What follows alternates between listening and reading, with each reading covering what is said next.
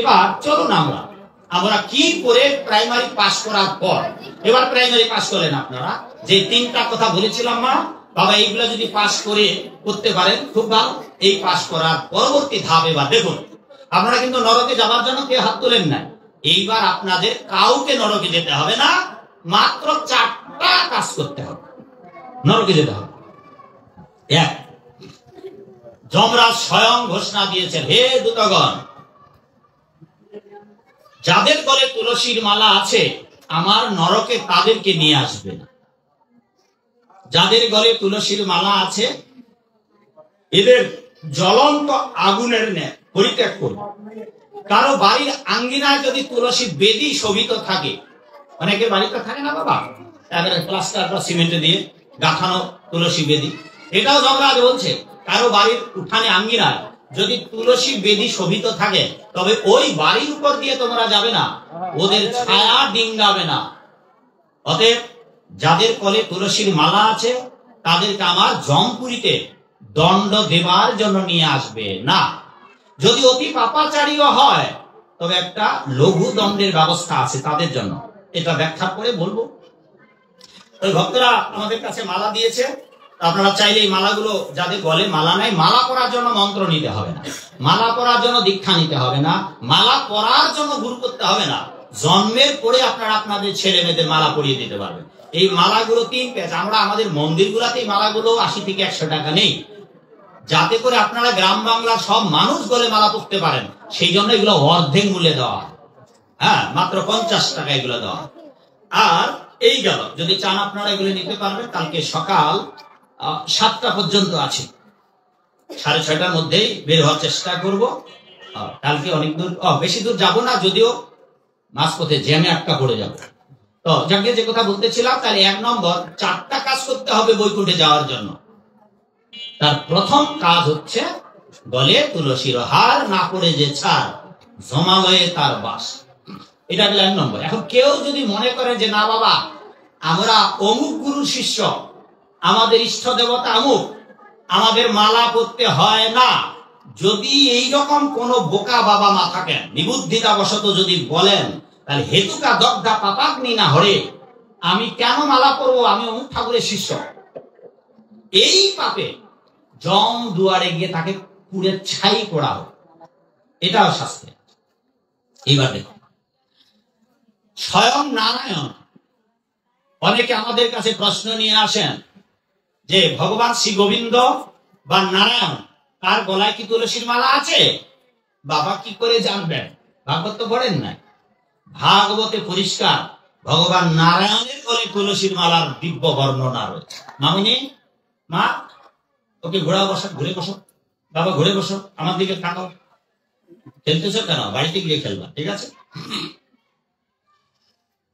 স্বয়ং ভগবান নারায়ণের গলে, গোবিন্দের গলায় যে তুলসীর মালাটা আছে, এই যে তাকান তুলসীর দিকে, প্রস্ফুটিত ফুল মঞ্জরি, মঞ্জরি আপনারা বোঝেন, মঞ্জরি, মঞ্জরি সমেত পাতাওয়ালা, আদিকাল থেকে গোবিন্দের গলায় থরে থরে সাজানো তুলসীর মালা দোদুল্যমান আছে, এবং মঞ্জরি সমেত প্রচন্ড সুগন্ধি, মধুময় সুগন্ধি তুলসীর ঘ্রাণ, আর প্রতিটি মঞ্জরি ফুলের উপরে ভ্রমরা গুনগুন গুনগুন রবে গোবিন্দের গুণকীর্তন করছে। এইভাবে গোবিন্দের গলায় তুলসীর মালা রয়েছে, নারায়ণের গলাতেও তুলসীর মালা রয়েছে। আর আপনারা বলছেন মালার বড় জ্বালা রে, পাঞ্জাবিওয়ালা রে। হ্যাঁ, অনেক কলি চেলা আছে, বিভিন্ন মতগামী, বিপদগামী, পাষণ্ড, এরা বলছে মালার দরকার নেই। স্বয়ং ভগবান নারায়ণের গলায় মালা, গোবিন্দের গলায় মালা, আর ওরা বলছে মালার দরকার নেই। এই গেল 1 নম্বর। 2 নম্বর, একাদশী। বাবা আপনারা একাদশী করেন? কে কে করেন? হাত তুলুন দেখি বাবা। মাগো, কারা কারা একাদশী করেন? যারা একাদশী করে হাত তুলুন তো। জয় একাদশী পালনকারী ভক্তবৃন্দ কি? যারা একাদশী পালন করেন না তারা কি? যারা একাদশী পালন করেন না, নিতাই গৌর প্রেমানন্দে হরি হরি বল। ওহো, যারা পালন করে না তাদের জয়ধ্বনি দিতে অনেকের কষ্ট হচ্ছে বুঝি, ঠিক আছে? এই জন্য তাদের জয়ধ্বনি দিচ্ছি, তারাও যেন আনন্দ ভরে করতে পারে। 2 নম্বর, একাদশী। হ্যাঁ, তাই তো বাবা একটা কথা স্মরণ করে দেন, আগামী দিন মানে রাত পোহালেই একাদশী। আচ্ছা, যারা একেবারে জীবনে একটা একাদশী করেন নাই, বাবা মিনতি করি, কালকে একাদশী শুরু করুন, তো রাধে রাধে, কালকে থেকে শুরু করুন। আর একাদশী স্বয়ং ভগবান শ্রীকৃষ্ণের যে পিতা নন্দ বাবা তারাও করতেন, ধ্রুব মহারাজ, প্রহ্লাদ মহারাজ, চৈতন্য মহাপ্রভুর বাবা মা জগন্নাথ মিশ্র আর সচী রানী সবাই একাদশী করতেন।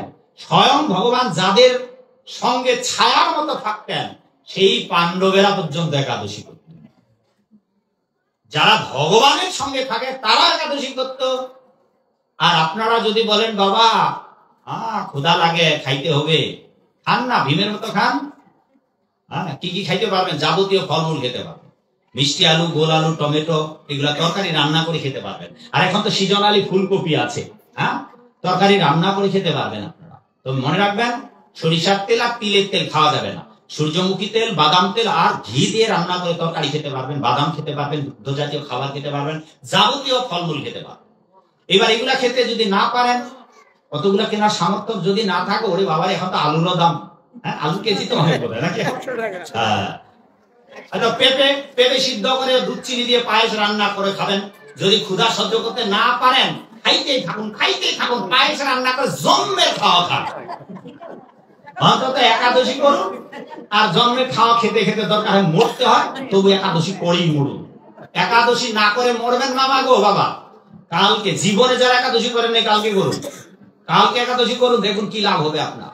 বলে মালা আছে, 2 নম্বর কাজটা যদি একাদশী করেন, আর আজ রাতেই যদি মারা যান বা পরশু দিন রাতে যদি মারা যান, কীর্তনের আসলে কীর্তন শুনতে এসেছেন, কালকে একাদশী করেছেন, পরের দিন আপনি মরে গেলেন রাতে, 3টা লাভ হবে আপনার। কি জঞ্জাল রে বাবা, এটা খারাপের ভালো বাবা। যারা একেবারেই করে না, অন্তত একাদশীটা হোক। কিন্তু চরম সিদ্ধান্ত হচ্ছে বাবা, পঞ্চশস্যের মধ্যে ছাতু, পায়রা এবং জব দুটোই একই শ্রেণীর, সেই জন্য আটা না খাওয়াই ভালো।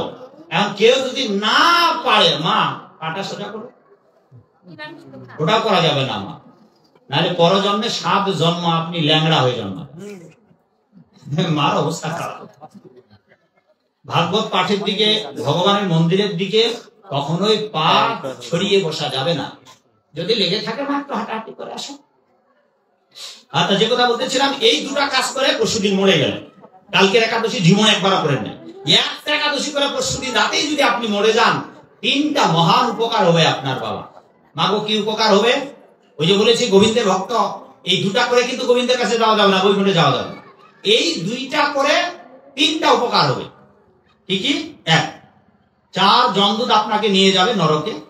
নরকে নিয়ে গিয়ে আপনি যে পাপ করেছেন, অনেক জঘন্য জঘন্য পাপ করেছেন। ও মা, পুঁটি মাছ তো সবাই চেনেন, মামুনি পুঁটি মাছ, পুঁটি মাছ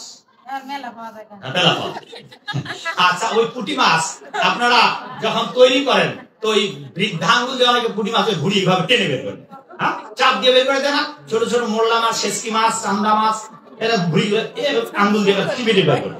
তো যতগুলা মাছের ভুড়ি বাইর করছেন মাগো, আপনারও ভুড়ি বাইর করবে জমদূতের ওখানে। আর আচ্ছা, বটি দিয়েই তো মাছ টাছ কাটেন, হাঁস মুরগি কবুতর যা কাটেন বটি দিয়ে। তো টাকি মাছের গলা কেটেছেন, কই মাছের, মাগুর মাছের, ইলিশ মাছের, কামি মাছের গলা কেটেছেন। এইবার আগামীকাল বা কীর্তনের পর যদি আপনি কারো গলা কাটেন, তো গলা কাটবার আগে ক্ষমা চেয়ে, না না নিজের গলা কাটতে বলবো কেন? হাতের সবচেয়ে দুর্বল আঙ্গুল, এটা কনিষ্ঠ আঙ্গুলটা কাটুন তো। নিজে তো নিরীহ প্রাণীদের অনেক গলা কেটেছেন, যারা আমাদের কোনো অন্যায় করেনি। বাজারে থেকে ছাগল নিয়ে আসেন, কাটেন, খান। যারা আপনার জীবনে কোনো অন্যায় করেনি, কেমন মনুষ্যত্ব আপনাদের! নিরীহ প্রাণীদের আপনারা নির্বিচারে গলা কেটে, তা আপনি রক্ষা পাবেন? বিজ্ঞানীদের একটা 3rd ল থিওরি আছে, নিউটনের গতিসূত্রের 3rd ল, যে প্রত্যেক ক্রিয়ারই একটি সমান করেননি ও বিপরীত প্রতিক্রিয়া আছে। তা আপনি এখানে যত প্রাণীকে হত্যা করবেন, ততবার আপনাকে ওখানে হত হতে হবে। এইটা ভাগবতেও আছে। এই জগতে যে প্রাণীকে নৃশংস ভাবে আপনি হত্যা করে নিজের পরের মাংস খেয়ে নিজের দেহে চর্বি আর ইন্দ্রিয় তর্পণ করছেন, পরকালে আপনারও তর্পণ করবে কুকুর শিয়ালেরা নরকে। এই ভাগবতের 5ম স্কন্ধে 28টা নরকের বর্ণনা করা হয়েছে। আপনাকে এই নরকে নিয়ে যাওয়া। এইবার কি গো মা, গলা তো কাটিছ, এখন ওখানে আপনার যতগুলা গলা কাটিছেন, রাবণকে যখন হত্যা করছিল প্রভু রামচন্দ্র যখন গলা কাটতেছিল, একটা করে কাটতেছে আবার আরেকটা জোড়া লাগতেছে, একটা কাটতেছে আবার আরেকটা আসতেছে, তেমনি করে যতগুলার গলা কেটেছে ততবার গলা কাটা হবে আর গলা জম আবার হবে। ভেবে দেখো তো একবার গলা কাটে কেমন লাগবে বাবা। গলায় তুলসীর মালা, এবার আর যমদূতের আপনার গলায় হাতিয়ার লাগাবে, বেঁচে গেলেন। জঘন্য পাপের হাত থেকে আপনি বেঁচে গেলেন। গুরু পাপে লঘু দণ্ড দেওয়া হলো, আপনার একটা আঙ্গুল কেটে ঠ্যাং ভাঙার কথা ছিল বাবা, একটা আঙ্গুল মস্কে গেল। গুরু পাপের লঘু দণ্ড, এই হবে 1 নম্বর উপকার। বলে মালা পড়েন আর যদি একাদশী করে। 2 নম্বর বড় উপকার হবে, যে ভালো কাজ করেছেন, যে সাধু সঙ্গ করছেন, কালকে আবার একাদশী করবেন, বলে মালাটাও পড়েছেন, এই পুণ্য বলে আপনি স্বর্গকে সুভোগ করবেন। আপনার চেহারা হবে 18 বছর, মায়ের 18 বছরের যুবতী হবেন, বাবার 18 বছরের যুবক হবে। এইভাবে ধরুন যে 10,000 20,000 বছর থাকবেন, মহানন্দে আনন্দে কাটাবেন। এইবার পুণ্য যখন শূন্য হবে, যা ভালো কাজ করেছেন ওটা কর্ম ক্ষয় হবে, পুণ্য ক্ষয় হবে। ক্ষয় হলে আবার আপনাকে ওই 5টি উপাদান নিয়ে আসবেন, যেটা আগে বলছিলাম, যে এসে আপনাকে কাপড় নিংড়ানো জল খেতে হবে। এইবার আর আপনার কাপড় নিংড়ানো জল খেতে হবে না। কেন? আপনি ওই যে গলে মালা আর একাদশী করে গেছেন, করার জন্য আপনি এমন পরিবারে জন্ম লাভ করবেন, যেই পরিবারে জন্ম লাভ করে আবার মনুষ্য করে জন্ম লাভ করে সঙ্গে সঙ্গে আপনার সাধুর ঘরে জন্ম হয়েছে, আর আপনার বাবা মা আপনাকে গলে মালা পরিয়ে দিয়েছে, ছোটবেলা থেকে আবার একাদশী শুরু করে দিয়েছে। এইটা হবে আপনার 3 নম্বর ভাগ্য। কিন্তু মাগো আবার আসতে হবে বাবা, কিন্তু আমরা যদি আবার দুটো আছে আরো, এই দুটা করেই যদি আমরা যেতে পারি তাহলে আর আসতে হবে। চলুন তাহলে 1 নম্বর গলে মালা, 2 নম্বর একাদশী, 3 নম্বর হরের নাম হরের নাম হরের নাম ওই বকে বলো। কাদের কাদের জপমালায় জপ করেন বাবা? এখানে কেউ আছেন? হাত তুলুন দেখি, কয়জন আছেন? 3 জন 4 জন, 1 2 3 4 5 6 7 8 মাত্র 8 বসু। এবার 3 নম্বর আপনাদের এই ভাব উত্তীর্ণ হতে হবে। এটা 3 নম্বর ভগবানের রাজ্যে যাওয়া, 3 নম্বর সার্টিফিকেট। আরেকটা ফাইনাল সার্টিফিকেট, ওইটা কিন্তু দেখুন এখানে মাত্র 8 জন আর এতগুলো মানুষ আপনারা। এইটা এখন যে পিএইচডির কথা বলবো, ওইটা শুনলে তো আরো দীর্ঘ নিঃশ্বাস বাইরবে, নাভি শ্বাস হবে আপনাদের। এইটা 3 নম্বর। আর এখন যদি মনে করেন বৈরাগীরাই জব করবে, যারা বৈরাগী টিকিধারী, না বাবা, বাবা ভোলানাথের কথা বলেছেন আমার। আচ্ছা শিবের কয়খান মুখ? শিবের মাথা কয়টা? 5টা। শিব ঠাকুর জপমালায় জপ করেন। আমরাই কেবল বৈরাগীরা জপ করি না, শিব ঠাকুরও জপমালায় জপ করেন। আমাদের জপমালাটা তুলসীর কাষ্ঠে। যারা আপনারা মাছ মাংস খান তারা বেল অথবা নিমের কাষ্ঠে জপ করবেন। এখানে সেটাও নিয়ে এসেছি। এবার এই যে এখানে জপমালা আছে, জপমালা আছে, থলে আছে, সাক্ষী মালা আছে, 3টা মিলে এটারও প্রায় অর্ধেক মূল্য। এগুলো 250-300 টাকা। আমি আপনাদের এগুলো দেওয়ার জন্য এনেছি মাত্র 150 টাকা। এখানে যারা জপ করেন তাদের কাছে নিয়ম শিখে নিতে পারবেন, অথবা আজকেই নিয়ম শিখে নিতে পারবেন। এইটা 3 নম্বর সিরিয়াল, মাত্র এখানে 5টা জপথলি আছে। এই গেল তাহলে 1 নম্বর গলে মালা, 2 নম্বর একাদশী, 3 নম্বর জপ। এবার বাবা ভোলানাথ যে মালায় জপ করেন, ভোলানাথ বাবার জপমালাটা আমাদের যেমন তুলসীর কাষ্ঠে, বাবা ভোলানাথের জপমালাটা হচ্ছে পদ্ম বীজের গুটিকা, পদ্ম বীজের বীজ। পদ্ম ফুল দেখবেন, আমি জানি না আপনাদের এলাকায় আছে তো নাকি পদ্ম ফুল। এটা যখন পুরানো হয়ে পেকে যাবে ফুলটা, ওর মাঝখানে অত্যন্ত সুস্বাদু উপাদেয় বীজ। আমি জানি না আপনারা কেউ খেয়েছেন কিনা, একেবারে কাজু বাদামের মতো অত্যন্ত সুস্বাদু, বাদামের মতো সুস্বাদু। হ্যাঁ, কি বলে আপনাদের আঞ্চলিক? গোগল। এই গোগলের গুটি মানে কি? হ্যাঁ, পুগল। পুগল, এই পুগল, যেটা আটিটাকে পুগল বলে নাকি, বীজটাকে পুগল। এই হ্যাঁ না, ওইটা তো বড় হয় পদ্ম ফুল যতটা, তার মাঝখানে হ্যাঁ ছোট ছোট বীজ, এই পুগল। এই পুগলের গুটিকা দিয়ে বাবা ভোলানাথ, আমরা যেমন 108টা, আর বাবা ভোলানাথ হরে কৃষ্ণ হ্যাঁ হরে রাম রাম, বাবা ভোলানাথও জপ করেন। আর শুধু তাই নয়, যিনি নিত্য বৈকুণ্ঠের বিলাসিনী, যিনি বৈকুণ্ঠে নিত্য ভগবান নারায়ণের পক্ষে বিহার করেন, যিনি নিত্য পাদ সম্ভাষণ করেন, সেই মাতা লক্ষ্মী দেবীও বৈকুণ্ঠে। আচ্ছা, আমরা তো বৈকুণ্ঠে যাবার জন্য জপ করছি, তাই না? নরকে যাতে না যেতে হয় সেই জন্য গলে মালা করতেছি, একাদশী করতেছি। আচ্ছা, যিনি বৈকুণ্ঠেই থাকেন নিত্যকাল, তার আবার জপ করা লাগে?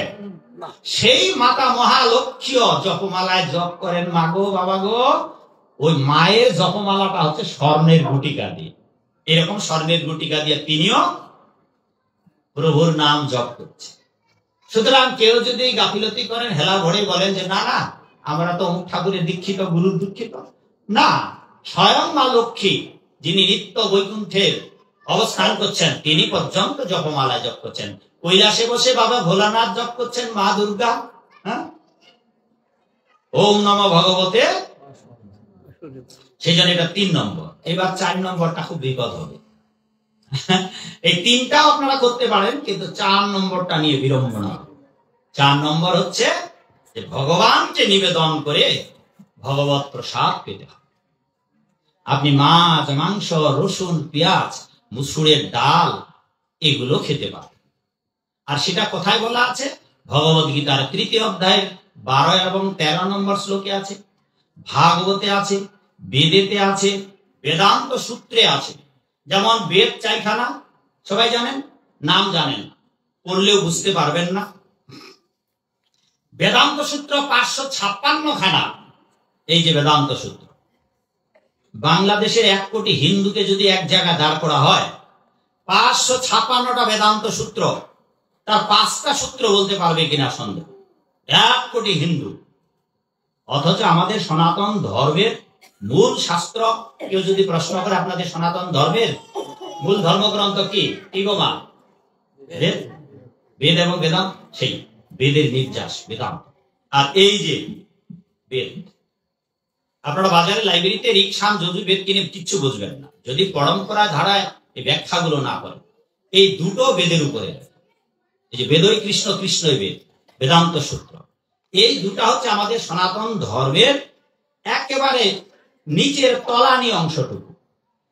আর যেহেতু কলিকালের মানুষেরা এই বেদের নিগুড় রহস্য বুঝতে অক্ষম, যোগ্য নয়, তাই এই ভাগবত ধর্ম চৈতন্য মহাপ্রভু জগতে প্রচার করেন।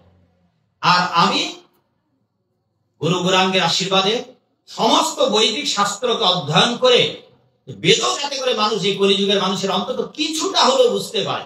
কারণ এখন অনেক বেদবাদী পণ্ডিত, কৃষ্ণের বিরুদ্ধাচারী অনেক নাস্তিক বের হয়েছে, যারা বলছে বেদে কৃষ্ণ নাই। আর বেদেই বলা আছে, বেদ প্রতিজ্ঞা করেছেন তিনি গোবিন্দের কথা ছাড়া কিচ্ছু বলবেন। এটা তো আপনারা সাধারণ লোকেরা জানেন না, কারণ বেদ তো একেবারেই চর্চা করা হয় না। হ্যাঁ, সেই জন্য বাবা আমি লিখেছি এগুলা। আগামী 10 বছর যদি বেঁচে থাকি, ইতিমধ্যে সব বই পড়েছি, বৈদিক শাস্ত্র অধিকাংশ শাস্ত্র পড়েছি, এবং আমি নোট করে ফেলেছি। 14 খানা গ্রন্থ বের হয়েছে। আমি তো ছোট লেখক, এখানে আপনারা 5-6 খানা গ্রন্থ পাবেন। এই যে এখানে 5টা বই আছে, মাত্র এটা প্যাকেজটা হচ্ছে 1200 টাকা। লক্ষ লক্ষ টাকার বই পড়া হয়। এখন কেউ যদি মনে করেন বাবা এটি বইয়ে ব্যবসা, না বাবা, আপনাদের পেটে বম ফাটাইলেও তো আপনারা একটা কিছু বলতে পারবেন না, যাতে করে আপনাদের ঘরে ছেলেমেয়েরা আপনাদের ধর্ম বিষয়ে কিছু বলতে পারে। এই জন্য এগুলা নোট করে দেওয়া আছে। এখন মহাভারত কিনতে যাবেন, 50,000 টাকা দাম। 18 খানা পুরাণের ভাগবত পুরাণ কিনতে যাবেন আমাদের মন্দিরে, 15,000 টাকা দাম। সেই জন্যে আপনাদের উচিত কার্য হচ্ছে 4 নম্বর কাজটা করা। এই বেদান্ত সূত্রে আছে, বেদেতেও আছে, গীতায় আছে, ভাগবতে আছে। কি আছে?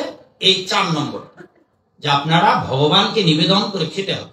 যদি মাগো ভগবানকে নিবেদন করে না খাই, তাহলে গীতার ওই শ্লোকেই বলে দেওয়া আছে যে যারা নিজেরা রান্না বান্না করে, যজ্ঞে অর্পণ করে না খায়, ভগবানকে অর্পণ করে না খায়, স্থান বসব, তারা হচ্ছে কি করেছেন? চোর। তারা চোর। এটা কেমন শোনায় না? এটা আমাদের কথা নয়, গীতার কথা। যারা নিজেরা রান্না বান্না করে খায়, আপনারা তো নিজেরাই অধিকাংশ মানুষ রান্না করে খান, কারণ আপনারা যা খান তা তো নিবেদন করা যাবে না। আপনারা তো আমিষ খান, পেঁয়াজ রসুন খান, হ্যাঁ, মুসুরের ডাল খান। মাগো হয়তো মামুনিরা, তাই মামুনিরা যে মুরগি খাওয়া মামুনি পালিছে, এরা যে গেল আর আসে নাই। চলে গেছে ফাঁকি দিয়ে। হ্যাঁ, যত করবেন চালাকি পাশে বুঝবেন চালাকি। খাও মুরগি খাও, পরজন্মে আবার মুরগি হয়ে তখন নিজেই টাক টাক টাক টাক টাক টাক কট কট কট কট কট কট কট। ও ভাগবতে আছে।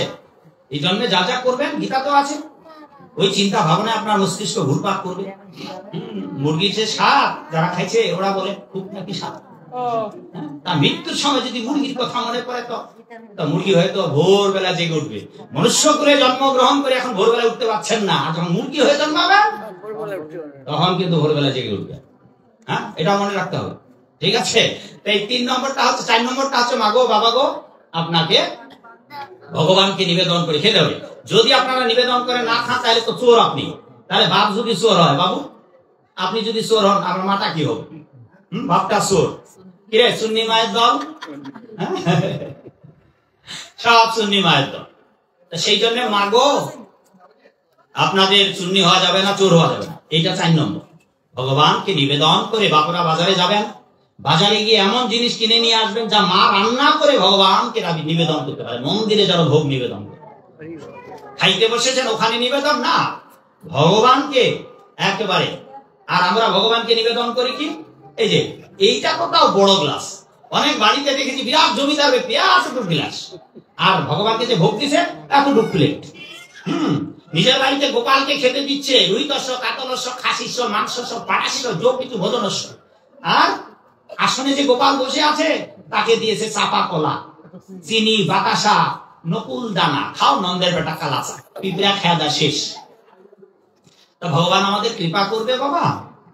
সেই জন্য আমাদের এই 4 নম্বর কাজটা করতে হবে। তাহলে বিস্তারিত হলো, যদি প্রাইমারি আপনারা পাস করতে পারেন 1 নম্বর 2 নম্বর 3 নম্বর পর্যন্ত ভোরবেলা উঠতে হবে। এরপর আপনাদের পরবর্তী কাজগুলাই গেল যে গলে মালা, আর ইতিমধ্যে আপনারা মালা পড়েছেন, অথচ মালা পরার পরে আপনি নাক থেকে সূর্য উদয় পর্যন্ত ঘুমাচ্ছেন।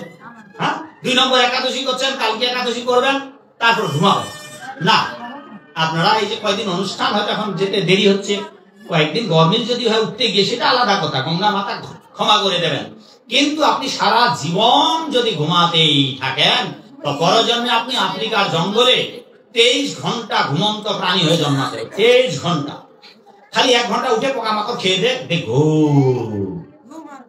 আর যদি এই 4টি নিয়ম পালন করার মধ্য দিয়ে ভগবানের ভক্ত না হন, খালি 2 পায়ে খালি সংসারের পেছনে, চাকরি বাকরি ব্যবসার পেছনে দৌড়াতেই থাকেন, মৃত্যুর পর আপনাকে যেতে হবে বাবা